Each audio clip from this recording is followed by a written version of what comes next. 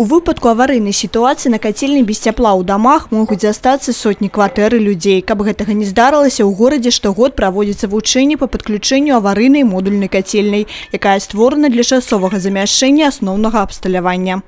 Люди, которые работают с этой котельной, они уже, наверное, с закрытыми глазами знают, что делать, как делать. И в те сроки, которые им там установлены, они свою работу выполняют. Сегодня мы увидели, что она готова, она исправна. И в случаях там ЧС будет помогать не только жителям города Бреста, но и всей Брестской области.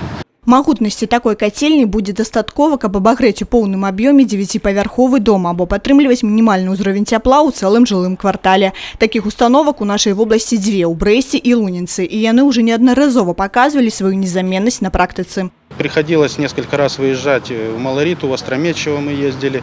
В основном это были не на аварию, а когда где-то теплоисточники не были еще готовы к отопительному сезону, шли реконструкции, не успевали. И мы подключали там и временно, значит, пока там не было готовности, и пользовались этой котельной. Верасень – гэта апошні з 5 месяцаў, якія адводзяцца на падрыхтоўку гарадоў да новага ацяпляльнага сезона. Спецыялісты в обласці запэўніваюць, што халады мы сустрэнем абавязкова ў цёплых кватэрах. Планавая падрыхтоўка уже практычна завершена.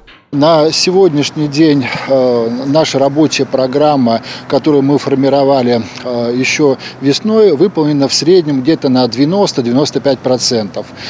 По котельному хозяйству из объемов намеченных работ выполнен капитальный ремонт 6 котлов из 7 запланированных.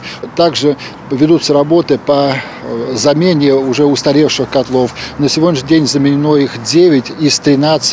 Выполнена перекладка около 60 километров тепловых сетей. Вынікам праведзенай работы стануць пашпарты гатоўнасці. У Брэсце іх ужо атрымалі 20% жылых аб'ектаў, а па вобласці гэты паказчык крыху менш. Крысціна Пратасавіцкая, Александр Сівецкі, тэлерадыёкампанія Брэст.